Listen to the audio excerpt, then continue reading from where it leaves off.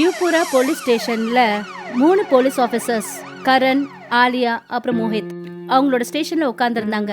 அப்புறம் அன்னைக்கு டிவில நியூஸ் சேனல்ல ரிப்போர்ட்டர் ரெம்புரால நடந்த சம்பவத்தை பத்தி ரிப்போர்ட் பண்ணிட்டு இருக்காங்க. ரெம்புராவில் நடக்கும் கொலைகள், இது இந்த வருஷத்துல 40வது கொலை. அப்படி யாராவது ரிம்புரால இருக்கிற பங்களாவுக்கு, அது சரியா காட்டுக்கு நடுவுல இருக்கு, அங்க போனாங்கன்னா அவங்களுடைய டெட் பாடி துப்பாக்கி சூட்டால தொலைக்கப்பட்டு கிடைக்குது. அதோட அடிப்படையில கிராமத்து ஜனங்க அதுக்கு ஹிட்மேன் என்ற பேரை கொடுத்திருக்காங்க. சிலர் சொல்றாங்க அது ஒரு ஏஜென்ட் பேய், அப்புறம் பலர் சொல்றாங்க அது ஒரு குற்றவாளின்னு. இது 40வது கொலை. ஏதோ ஒரு பைத்தியக்காரன் அங்க இருக்கிற மக்கள் எல்லாரையும் பிஸ்டலால ஷூட் பண்றான். அப்புறம் அவங்களோட பாடியை நடு ரோட்ல விட்டுட்டு போயிடுறான். போகட்டும் விடுங்க, அந்த இலாக்கா நம்ம ஜூரிஸ்டிக்ஷன்ல வரதில்ல. ஆனா அங்க இருக்கிற போலீஸ் என்ன பண்ணிட்டு இருக்காங்க? ரிம்புராவை பத்தி தெரியல சார், ஆனா தீம்புரால எப்பவும் அமைதியா தான் இருக்காங்க. அந்த அளவுக்கு நாம உழைக்கிறோம்னு சொல்லுங்க. கரண் ரொம்ப கவனமா ரிம்புராவை பத்தி யோசிக்க ஆரம்பிச்சாரு. அப்புறம் ஆலியா கரண் கிட்ட என்ன சொன்னான்னா, இவ்வளவு கவனமா நீங்க என்ன யோசிக்கிறீங்க? இந்த தூப்புராவுக்கு போயிட்டு நாம அந்த கொலைகாரனை பிடிச்சோம்னா? ஹலோ, உங்க மூளை என்ன கெட்டு போச்சா? என்ன பேசுறீங்க நீங்க?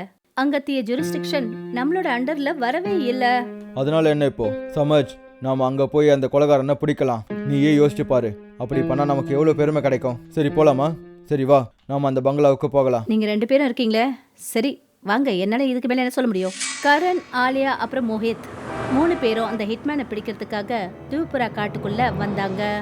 என்னப்பா இது, இங்க ரொம்பவே இருட்டா இருக்கு. காலையில கூட நம்ம வந்திருக்கலாம், ஆனா உங்க 2 பேருக்கும் பயங்கர எக்ஸைட்மெண்ட். ஏன் இப்படி உளறிட்டே இருக்க? அமைதியா வா. நான் ஒன்னும் இங்க நக்கல் பண்ணல, எனக்கு நிஜமாவே ரொம்ப பயமா இருக்கு. அவங்க அந்த பங்களாவை நோக்கி போய்கிட்டு தான் இருந்தாங்க. அப்பதான் அவங்க ஒரு மரத்துக்கு அடியில ஒரு தாந்திரிகை உட்கார்ந்துட்டு இருக்கத அவங்க கவனிச்சாங்க. நீங்களா? இந்த இருட்டுல நீங்க எல்லாம் எதுக்கு இங்க வந்தீங்க? நாங்க போலீஸ் இன்ஸ்பெக்டர்ஸ். இந்த தியூபுரால நடக்கிற பிரச்சனையை சரி பண்றதுக்காக தான் நாங்க வந்திருக்கோம். அந்த கொலைகாரனை பிடிக்கணும். மனுஷனை தான் உங்களால பிடிக்க முடியும், பேய பிடிக்க முடியாது. ஓ, அப்படின்னா அது ஒரு பேய்ன்ற விஷயத்த மக்கள் கிட்ட சொல்றது நீங்க தானா? உங்களுக்கு ஒண்ணு தெரியுமா? உங்களால தான் எந்த ஒரு போலீஸ்காரனும் இந்த இடத்துக்கு வர மாட்டேங்கிறான். நான் சொல்றது உண்மைதான். அவன் ஒரு பேய். பேயா? நீ பயப்படாம இரு. மக்கள் ஏதேதோ வளர்ற விஷயத்த நீயும் நம்பிட்டு இருக்கியா என்ன? போப்பா போ, அந்த பங்களாக்குள்ள போய் பாரு. அப்புறம் அபசகுணமா பேசுறது யாருன்னு உங்களுக்கே தெரியும். சரி தாந்திரிகரே, சரி, நாங்க முதல்ல அவனை பிடிச்சு அதுக்கப்புறமா உங்ககிட்ட வரோம். அவங்க முன்னேறி நடந்து போனாங்க. அப்புறம் தியூபுராவோட பங்களா எதிர்க்க இருந்தது. ஓ, இதுதான் அந்த பங்களாவா? இந்த இடத்துக்கு மக்கள் வராங்க. மறுநாள் அவங்களோட டெட் பாடி துப்பாக்கி குண்டால தொலைக்கப்பட்டு ரோட்ல கிடைக்குதா? எல்லாரும் அவங்களோட துப்பாக்கியை ரீலோட் பண்ணிக்கோங்க. உள்ள என்ன நடக்கும்னு நமக்கு தெரியாது. அவங்க 3 பேரும் உள்ள போனாங்க. உள்ள நுழைஞ்சதுமே ஆலியாவுக்கு பயம் எடுத்துக்கிச்சு. ஆனா கரண் அப்புறம் மோஹித்னால அவ உள்ள வந்துட்டா. இங்க எங்கேயுமே லைட்ஸ் கிடையாதா?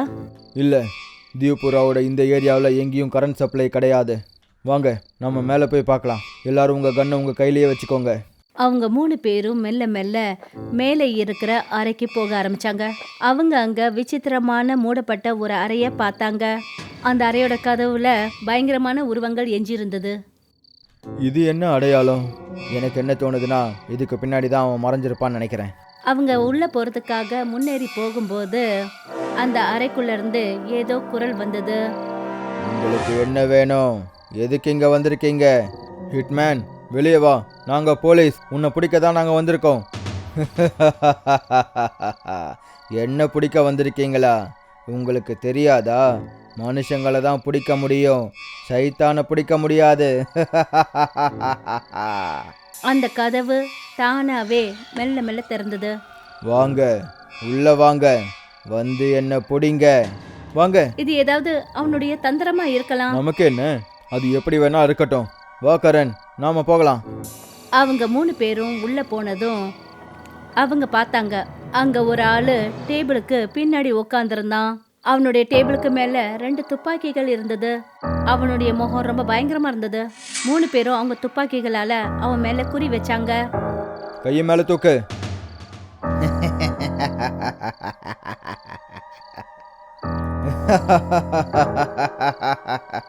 உன் கையை மேல தூக்குன்னு சொன்னேன். இவன் ஒன்னும் மனுஷன் கிடையாது, எனக்கு ரொம்ப பயமா இருக்கு. ரிலாக்ஸ், இதெல்லாம் வெறும் மாஸ்க் தான். உடனே உன்னோட மாஸ்கை கலட்டு. ஹிட்மேன், உங்களை மாதிரி ஆளுங்க கூட விளையாடுறது சந்தோஷமா இருக்கும். ஹிட்மேன் தன்னுடைய துப்பாக்கியை எடுத்தான். அவன் தன்னுடைய துப்பாக்கியை எடுத்த உடனே கரண், ஆலியா, மோஹித் 3 பேரும் அவனை ஷூட் பண்ண ஆரம்பிச்சாங்க. அப்புறம் அவன் அதே இடத்துல கீழே விழுந்தான். உன் கையை மேலே தூக்கணும் சொன்னல. வாங்க இங்கிருந்து போயிடலாம். நாளைக்கு காலையில தேவ்புரா போலீஸ் ஸ்டேஷன்ல இங்க நடந்தது எல்லாத்தையும் நாம அங்க சொல்லுவோம். ரிலாக்ஸ் ஆலியா, அவன் இறந்துட்டான். அவங்க அங்கேருந்து போறதுக்காக பின்னாடி திரும்பினாங்க. மறுபடியும் அவங்களுக்கு ஹிட்மேனோட குரல் கேட்டுச்சு. அவங்க 3 பேரும் பின்னாடி திரும்பினாங்க. அப்புறம் பார்த்தாங்க, அந்த ஹிட்மேன் தன்னோட இடத்துல நின்றுட்டு இருந்தான். அவன் மேல பட்ட துப்பாக்கி சூடுகள் தானாவே காணாம போச்சு. இவன் எப்படி உயிரோட ஆனா? இவன் நிஜமா பூதம்தான். ஃப்ரெண்ட்ஸ், ஓடுங்க. அவங்க அங்கேருந்து ஓடுறதுக்கு முயற்சி பண்ணாங்க. ஹிட்மேன் மோஹித்தை ஷூட் பண்ணிட்டான்.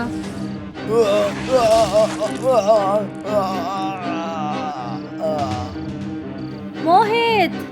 ஆலியா, நம்ம ஓடி போகலன்னா நாமளும் இறந்துருவோம். கரனும் ஆலியாவும் அந்த இடத்த விட்டு ஓடினாங்க. அப்புறம் ஹிட்மேன் அவங்க ஓடுறத பார்த்துட்டு என்ன சொன்னான்னா, என்னாச்சு? என்ன பிடிக்க தானே வந்தீங்க, ஏன் பிடிக்க முடியலையா? கரனும் ஆலியாவும் கீழே இறங்கினாங்க. அப்புறம் பார்த்தாங்க, கதவு மூடி இருந்தது. ஆலியா அந்த கதவை திறக்கிறதுக்கு முயற்சி பண்ணா. கரண் இந்த கதவை திறக்கவே முடியல. இல்ல இல்ல, நாம மாட்டிக்கிட்டோம் ஆலியா. இந்த ஹிட்மேன் நிஜமா ஒரு பூதம்தான். நான் உங்ககிட்ட சொன்னேன், இங்க வந்திருக்கவே கூடாது. பாருங்க, இப்ப நம்ம மோஹித்தையும் இழந்துட்டோம். அவங்க இப்படி பேசிட்டு இருக்கும்போது அவங்களுக்கு முன்னாடி அந்த தாந்திரிகை வந்தா. அப்புறம் அவங்க கிட்ட சொன்னாங்க, நான் உங்ககிட்ட சொன்னேன் இங்க வராதீங்கன்னு. அவ்வளோ சொல்லியும் நீங்க என் பேச்சை கேட்கவே இல்லை. நான் உங்களை பின்தொடர்ந்துகிட்டே இந்த இடம் வரைக்கும் வந்துட்டேன். இங்க எத்தனை பேர் வந்து சாகிறத நான் பார்த்துருக்கேன் தெரியுமா? தாந்திரிகரே, எங்களுக்கு உதவி பண்ணுங்க. அந்த ஹிட்மேன் எங்களோட நண்பனை கொன்னுடுச்சு. எனக்கு தெரியும். துப்பாக்கி சூடி என் காதுலையும் கேட்டுச்சு. தாந்திரிகாமா, இப்போ நீங்களே சொல்லுங்க, நாங்கள் என்ன பண்ணுறது? ஏன்னா அவன் ஒரு ஆவி. அவனை கொல்றதுக்கு நாம தந்திர மந்திரங்களை பயன்படுத்தணும். தாந்திரிகை தன்னுடைய பையில இருந்து ஒரு கத்தியை எடுத்தாங்க. அதை கரண் கிட்ட கொடுத்தாங்க. இந்த கரண், எப்ப வாய்ப்பு கிடைக்குதோ இந்த கத்தியால அந்த ஹிட்மேனை தாக்கு. இந்த கத்தி மனிதர்களோட சாம்பலால உருவாக்கப்பட்டது. அந்த தாந்திரிகை பேசிட்டு இருக்கும்போது அந்த ஹிட்மேன் தாந்திரிகை மேல துப்பாக்கியால ஷூட் பண்ணான். அப்புறம் அதே இடத்துல அவங்க இறந்துட்டாங்க. என்ன கொல்றதுக்கு சதி நடக்குதா? கரண் அப்புறம் ஆலியா அவனுடைய குரலை கேட்டுட்டு கீழே இருக்கிற அறையில போய் மறைஞ்சுக்கிட்டாங்க. நீங்க என்ன நினைச்சீங்க? நீங்க அந்த கத்தியால என்ன கொல்ல போறீங்களா? நான் உங்களை கொல்ல விட்டுருவேனா? ஓஹோ, நீங்க எவ்வளோ அப்பாவியா இருக்கீங்க. ஹிட்மேன் அவங்க இருக்கிற அறையோட கதவை திறந்தான்.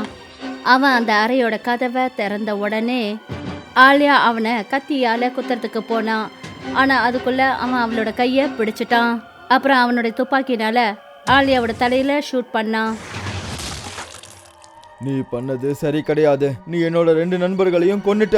ஹிட்மேன் அந்த கத்திய கையில எடுத்தான். அப்புறம் அந்த கத்திய உடைச்சிட்டான். கரண் தன்னோட துப்பாக்கியால அவனை ஷூட் பண்ணான். ஆனா அவனுக்கு எதுவுமே ஆகல. உனக்கு இன்னும் புரியலையா? உன்னோட துப்பாக்கியால என்ன எதுவும் பண்ண முடியாது. ஹிட்மேன் அவருடைய கழுத்தை பிடிச்சு அவரை தூக்கினான். உன்னோட மரணம் ஏன் கையில எழுதப்பட்டிருக்கு? ஹிட்மேன் கரனோட கழுத்தை நெருக்கிட்டு இருந்தான். கரண் தனக்கு பின்னாடி மறைச்சு வச்சிருந்த கத்திய கையில எடுத்தான். அப்புறம் ஹிட்மேனோட கழுத்துல குத்தினாரு.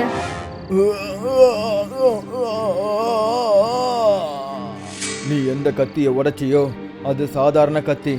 இதுதான் உண்மையான கத்தி, மனுஷங்களோட சாம்பலால உருவாக்கப்பட்டது. ஹிட்மேன் துடிச்சு அதே இடத்துல கீழே விழுந்தான். அப்புறம் அவன் மறைஞ்சிட்டான். மறுநாள் கரண் போய் அங்க நடந்த விஷயங்களை திவ்புரா போலீஸ் ஸ்டேஷன்ல சொன்னாரு. அப்புறம் தன்னுடைய நண்பர்களுக்கு இறுதி சடங்கை அவர் பண்ணாரு.